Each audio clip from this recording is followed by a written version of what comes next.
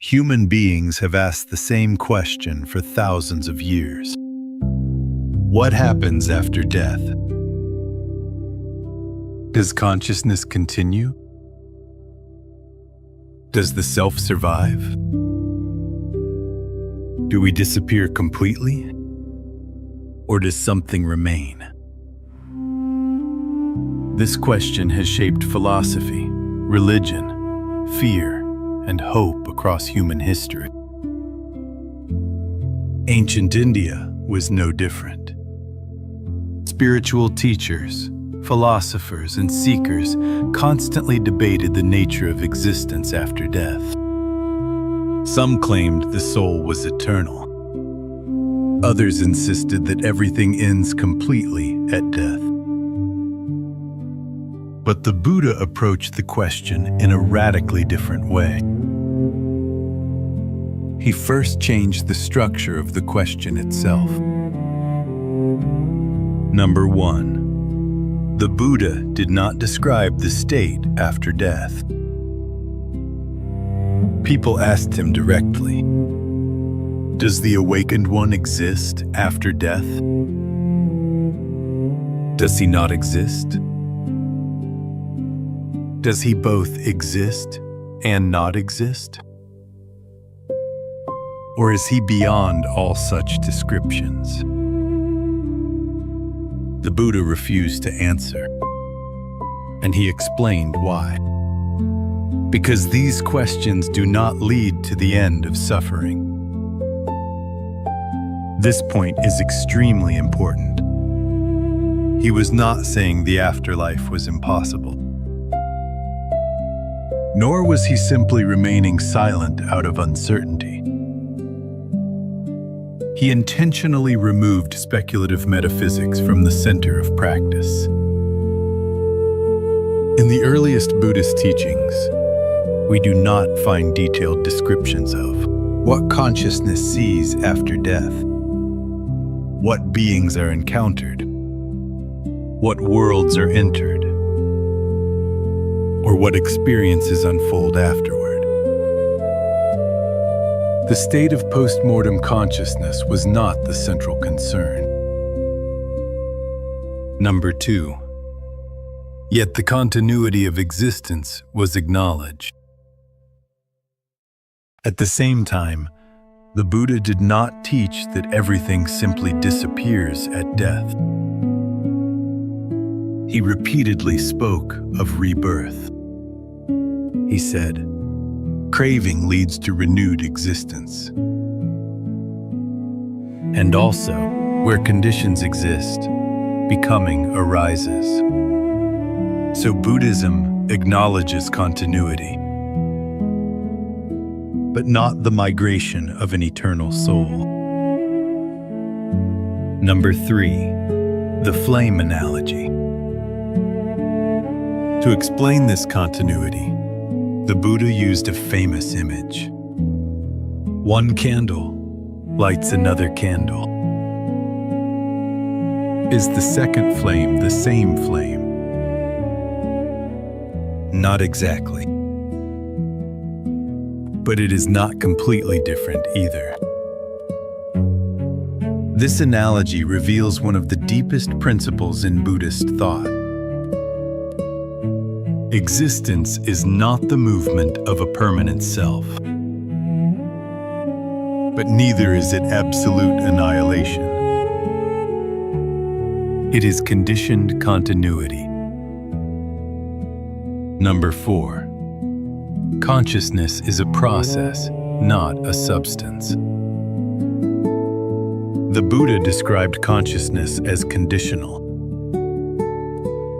Consciousness arises dependent on causes and conditions. In other words, consciousness is not an independent spiritual entity existing by itself. It emerges through relationships, sense organs,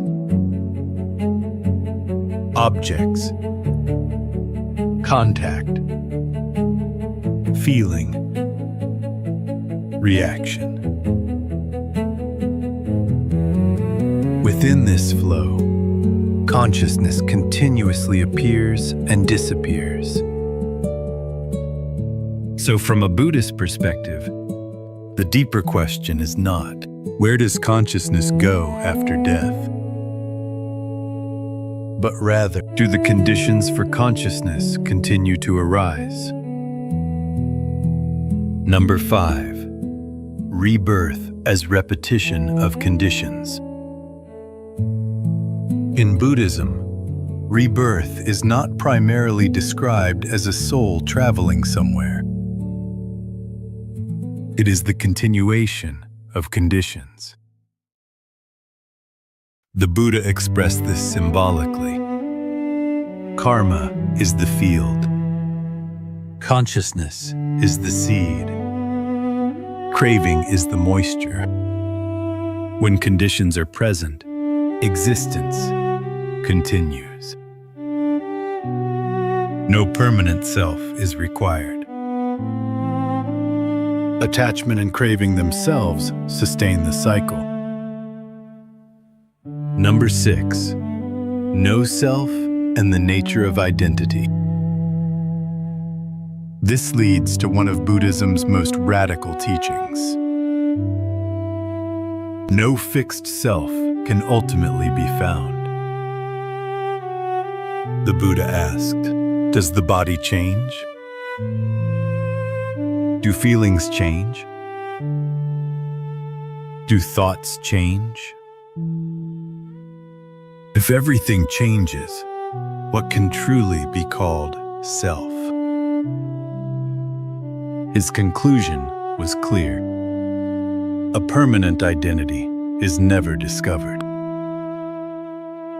And yet, the process continues. So rebirth is not the journey of a soul. It is the continuation of conditioned patterns. Number 7. Liberation as the ending of the structure itself. But what happens when craving completely ends? Here, the teaching changes dramatically. The Buddha says, birth is ended. The work is complete. He also says that the awakened one after death cannot accurately be described as existing, not existing, both, or neither. Why? Because the entire structure of conditioned becoming has ceased. When the causes end, the repetition also ends. Number 8. Why the Buddha avoided speculation. The Buddha gave another famous example. A man is struck by a poisoned arrow, but before allowing treatment, he insists on knowing who shot the arrow, what wood was used, what feathers were attached. The Buddha says that man would die before receiving help. In the same way, obsessing over metaphysical speculation can distract the mind from the direct understanding of suffering itself. Number 9. Practice as direct observation. So Buddhism turns attention away from abstract speculation and toward immediate observation. Notice breathing. Notice sensation. Notice thought. Notice craving as it appears. This reveals the automatic structure of existence itself. Contact, feeling, craving, attachment, becoming. From this perspective, the cycle of rebirth is not only after death. It is happening psychologically, moment after moment. Number 10. Nirvana as the end of psychological fuel. Nirvana is not described as entering a heavenly realm.